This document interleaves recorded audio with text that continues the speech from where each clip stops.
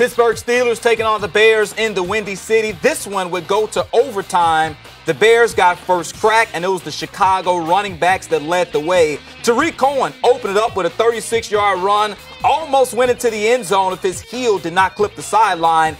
Jordan Howard would take care of the rest, going in for a 19-yard touchdown run. That would be the game winner, part of a 138-yard effort on the day for Howard. The Bears earned their first victory in September since 2014. They win 23-17. The Steelers suffer their first loss of the season. Tim, when you look at the Steelers offense over 3 games, averaging just about 21 points per game, how surprised are you that this offense hasn't been able to take off like we expected? Well, they come out here in Chicago flat as could be, a couple of early turnovers, and the Bears were able to build confidence like, hey, we can play with these guys. But once you start really diving inside the numbers, CT, Pittsburgh's just a completely different team when they're at home, when they're at Heinz Field, than when they are on the road. Okay. You know, first game of the year, they're life and death to hold on against the Browns, and then they lose to the Bears. So for a team whose expectations this year is to maybe chase for a Super Bowl, this has to be a very disappointing loss and an outstanding win for the Bears as they just ran the ball right down the throats of the Steelers. Mike Tomlin's going to have to figure out a way to stop the run. 220 yards on the ground for the Chicago Bears. That was the difference in this game. Yeah, that 1-2 punch, as you just mentioned, Howard and Cohen got the job done. Le'Veon Bell, though, a guy that still seems to not be fully, I don't know, I won't say 100%, maybe rusty with him missing all the preseason. Another game where it seems like he had a subpar outing. Well, you know who's going to get the ball on Pittsburgh, right? It's going to be Brown or it's going to be Bell. And I thought they did a poor job of kind of mixing it up nor establishing the run, but they fell behind. Yeah. So the Big Ben's throwing the ball more. It just seemed like they were out of sorts. And then that started very early in this game.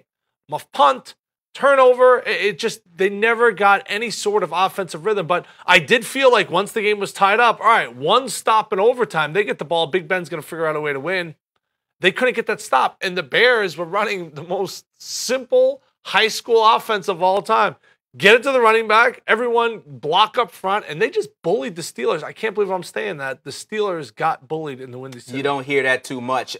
What is your take on right before the half? You can't talk about this Bears game without mentioning Marcus Cooper, blocked field goal, seemed to be an easy touchdown, started showboating or just let up at about the 2-yard line and got the ball stripped from him. Yeah, I mean, you don't hear Don Beebe's name very often, but when you see a play like that, obviously you're reminiscent of the old Super Bowl play when he runs down Leon Lett. You just wonder if he's going to have a job on Monday. Also had a terrible holding call that prolonged the drive for the Steelers. He had a horrible game. I mean, there's no other way to say it. But it was like watching it in slow motion as he started to slow down. It was like, no, run towards the end zone.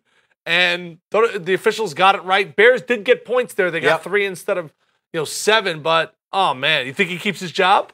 I do think he keeps his job. I heard John Fox talking and said that he's been through a situation like that before. So I think the fact that Fox is a veteran coach, I actually think that he'll keep him around. And the fact that the Bears won the game lessens that impact a little bit. If the Bears would have lost the game, then certainly there would have been a lot bigger spotlight on that play. When you win, coach might not be as harsh. You may be right, but I'll tell you this right now. That ice is paper thin for Marcus Cooper. I mean, that is paper thin. Don't misstep at all. Short week for the Bears. They'll take on the Packers on Thursday Night Football. Stadium. We're always on demand.